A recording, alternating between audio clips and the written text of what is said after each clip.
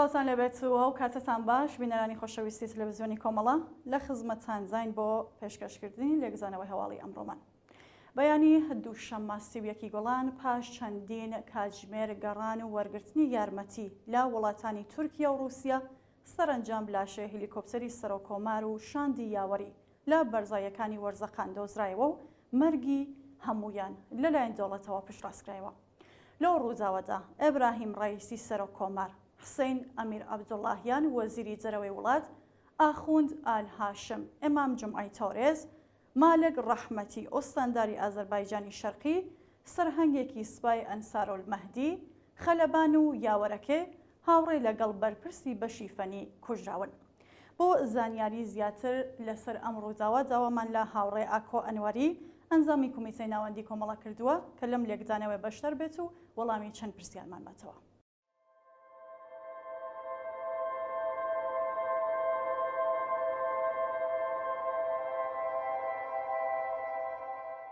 هاوڕێکۆ سڵاو لێبێت، زۆر سپاس کە بەشداری وەکو باسم کرد لە پێشەکی هەواڵەکە و ئێوەیش بەڕێستان بۆمان باسکەن وردەکاری زیاتری ئەم ڕۆژاوە.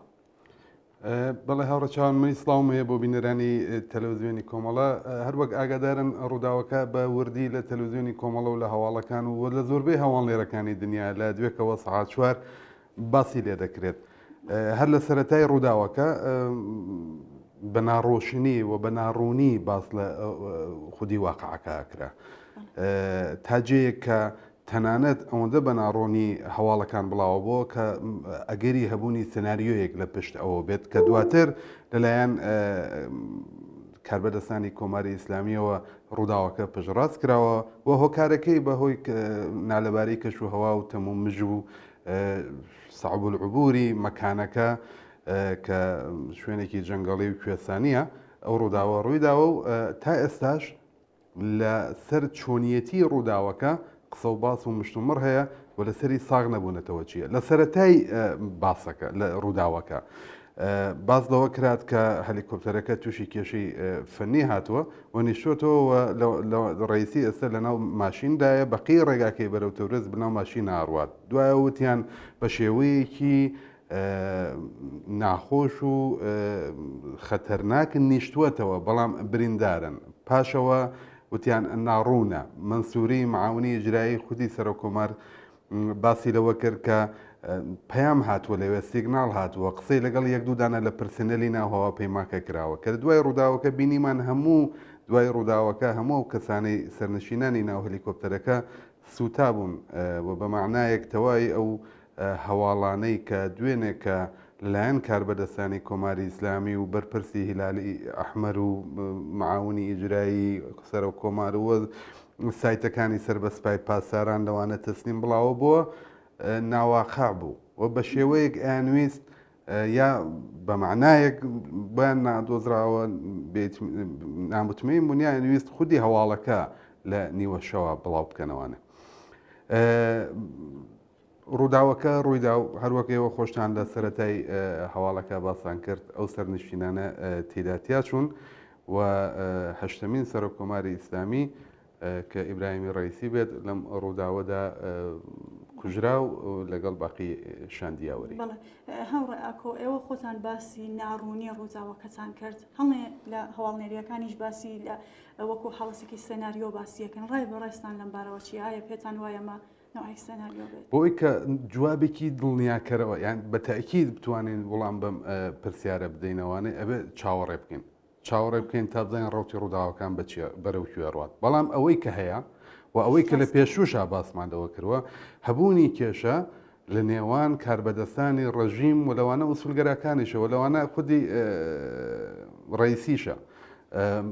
کێشەی نێوان سوپای پاساران لەگەڵ ئەوانەی کە بەناو ناویان هەبووە بۆی کە جێگوزینی دوای خامنەی و ڕێبەری کۆماری ئیسلامی بن، ئەو کێشە ئێمە پێشتر لە تەلەڤیزیۆنی کۆمەڵەوە زۆر باسی لەکراوە کێشەیەکی موجودە لەوانەیە ئەمە لە ئیدامەی هەمان کێشەیە بێ لە ئیدامەی سیاسەتەکانی هەنگاو بە هەنگاوی سوپای پاساران بێت بۆ برنە پێشەوەی پرۆژەکانی خۆی بۆ بوون بە بەدیل بۆ کۆماری ئیسلامی بۆ خۆ تەطبیقکردن لەگەڵ پرۆژەکانی غەرب وە لەوانەیە هەموو ئەگەرەکان ئێستا لە بەردەستایە. ئێمە زۆر جار هەر لە تەلەڤیزیۆنی کۆمەڵەوە هاوڕێیانی ئێمەوە بە تایبەتی هاوڕێیانی بەشی کمیتی ناوەندی کۆمەڵە کە قسە و باسییان کردووە باسییان لەوە کردووە کە کۆمە وڵاتانی غەربی بۆ بەدیلی کۆماری ئیسلامی کە ئەزانن ئێستا کەوتووەتە تەنگ و مشکلاتێکی عومدە کە لەوانە بەرەو پێشوونی مبارزاتی خەڵکە وەڵام نەدانەوە بە ئابووری بە نیازە ئابوووریەکانی خەڵکە نەتوانینی وەڵامدانەوە بە داخوازیەکانی خەڵک لەوانە ژنانە بۆ کێشەی حیجابی ئیجباری کەوتووەتە تەنگاوە و ئەگەری ئینقلابێکی بنەڕەتی لەوە هەیە.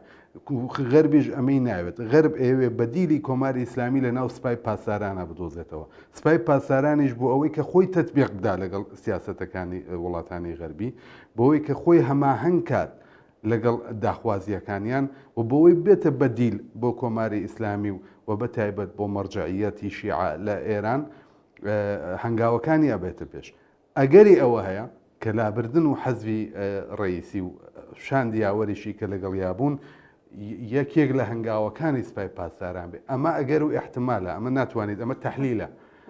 ناتوانێت شتێکی واقع بێت وە بڵێ ئەمە حتمما لەو ڕاستایە. بەڵام زۆر کەس ئەوانەی کە لەم ماوەدا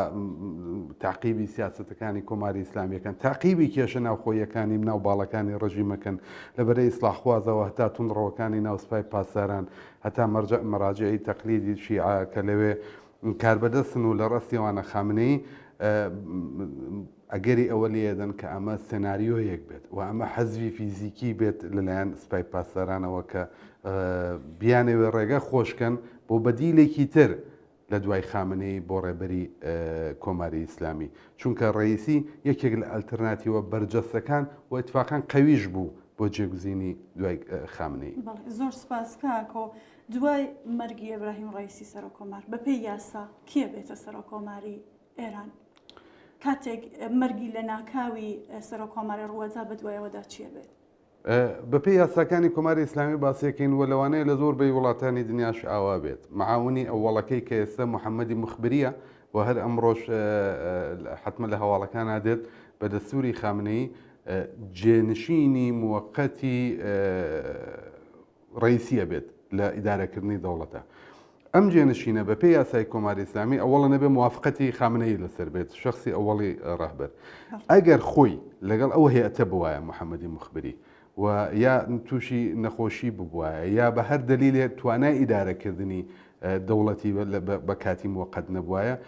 خامنەی خۆی دەتوانێت ڕەسەن کەسێک بە موقەتی دابنێت و هەموو ئەو وەزایفەی کە ڕئیسی هەیبوو بەڕێوەی برێت بۆ ماوەی 50 ڕۆژ. لە ماوەی 50 ڕۆژە دەبێت ئەم معاونە کە ئێستا تازە هەڵبژێردرا و محەممەدی مخبریە کە محەممەدی مخبریش خۆی مەسئولی 15 ساڵ مەسئولی ئستادی ئیجرایی فەرمانی ئیمان بووە یەکێک لە مافیا اقتصادیەکانی ئێران بەحساب هاتە ناو بوو بە معاونی ڕێژمهور بوو بە مەسئولی ئیدارەی اقتصادی مقاومەتی کە وەزیەتی اقتصادی ئێران باشکە بەڵام هەمومان بینیمانە نەباشی کرد نە چاک بوو بەڵکو بەرەو خراپتریش و ئێستا حاڵیان مخبری ڕئیسی دەوڵەتە بۆ ماوەی 50 ڕۆژ. لەم ماوەدا مخبری دەتوانێت وەزیر عەزل کات کەسی تازەدا بنێت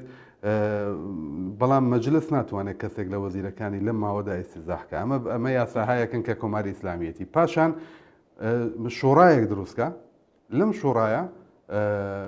شوڕای ڕئیسی مەجلیسی شوڕای ئیسلامی ڕئیسی قووەی قەزاییە کە ئێستا مەجلیسی شوڕای ئیسلامی هێشتا دەستی پێ نەکردووە هەر قالیبافە ڕئیسی دەورەی مەجلیسی 11 لەگەڵ ئێژەیی لەگەڵ خۆی ئەبێت لە ماوەی 50 ڕۆژە شرایەت بۆ هەڵبژاردننی سەرۆککۆماری نۆهەمی ئێران دامەزرێنە. هەڵبەت ئەمە پێشتریش ڕوویداوە شتێکی بە سابقە نییە هەڵبژاردننی پێشوەخت ئەلبەتە ئەمە ساڵێکە بەڵام ئێمە کاتی خۆی کە مەجلیسی شوڕای ئیسلامی ساڵی 60 بنی سەدری عەزل کرد لای برد لە ماوەی کی کورتە ڕەجایی دانرات. دوای بۆمگوزاریەکە ڕەجایی مانگێک سەرۆککۆمار بوو کوژرا فەورەن هەڵبژاردن کرا و خامنەیی دانرا. دوای ساڵی 68 کە خومێنی ئەمرێ خامنەیە بێ بەڕەهبەر ماوەیەکی کەمیشی مابوو 3 مانگی مابوو تا ئەوەی بێت بە دەورەی سەرۆککۆماریەکەی تاو بێ لە هەڵبژاردنێکی پێشوەختە ڕەفسەنجانیان دابنا و ئەمە چوارمین جارە کە لە ماوەی دەسەڵاتی کۆماری ئیسلامی سەرۆک کۆمارێک عەز لە بێت یا لە بین ئەچێت و هەڵبژاردننی پێشوەختەکات ئەوەی کەوتم یاسای کۆماری ئیسلامی و بڕێک لە وڵاتانی تریش ئاوایە کە کەسێک مۆخەتی دادرێت بۆی کە شرایەتی هەڵبژاردنێکی پێشوەخت بۆ سەرۆک کۆماری ئامادە بکات. زۆر سپاس هاوڕێک و هەڵوێستی خەڵکیشمان بینی لە تەلەڤیزیۆنی کۆمەڵیشەوە وڵاو بۆتەوە هەنێ لە خەڵک لە شار جۆربەجۆرەکان شادی و خۆشییان گێڕاوە لەم ڕۆداوە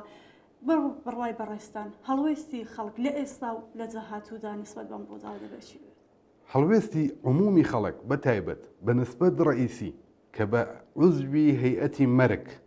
لە ساڵی 1960 و نەخشی ئەوەڵ و سەرەکی هەبووە وەکو معاونی داستانی تاران لە قەتڵعامی زیندانیانی سیاسی ئەمارەکان زۆر جار باس کراوە نادەقیقە بەڵام باس لە 3000 تا 5000 ئیعدامی لە ماوەی چەند مانگ لە ساڵی 1960 تا ئەکرێ کە ڕئیسی لە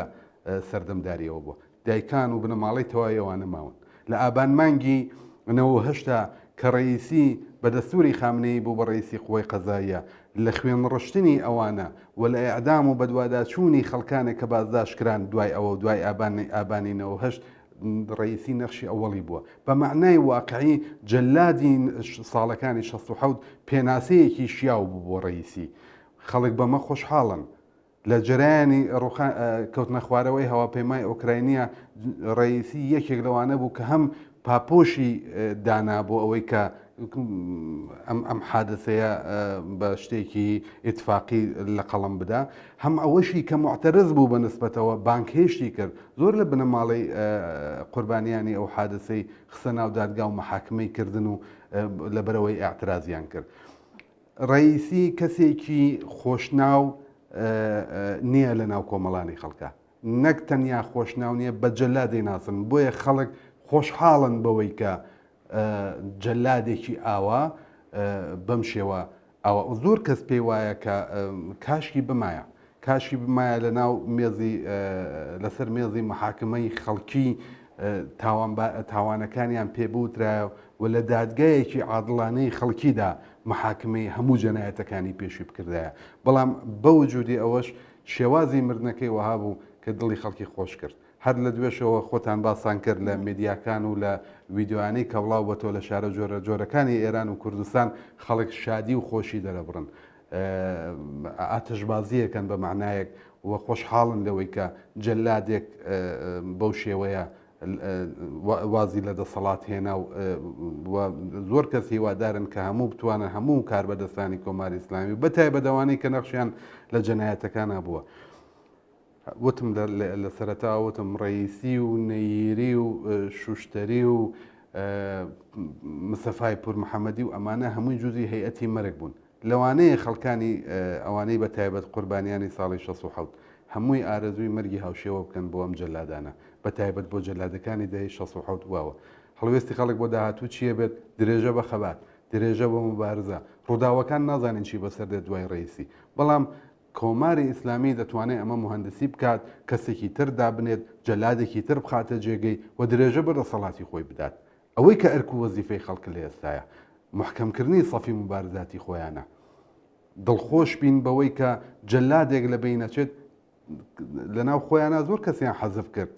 زۆر کەسیان هەر مەرگی مەشکوکی ڕەفسەنجانی و حەزبی ئەحمەدی نژاد و ڕەدی سەلاحیەتی ڕوحانی ومانە هەمووی دانەدانە سەرۆک کۆمار بوون شتە غیرێک لە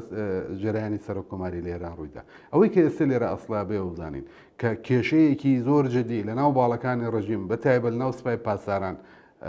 لەگەڵ بۆ جێنشینی لەسەر خامنەی هەیە بەڵام خەڵک هەر وەکو چۆن جاران نەکەوتنە ناو کێشەی ئیسلاحات و بەرەی مەحافزەکار چۆن درێژیان بە خەباتدا و سەفی خۆیان محکەم کرد لە دەیمانگینەوە شەژابان مانگی 1992 لە شۆڕەشی ژینە ئەبێت سەفی خۆیان متحەتر متشەکلتر و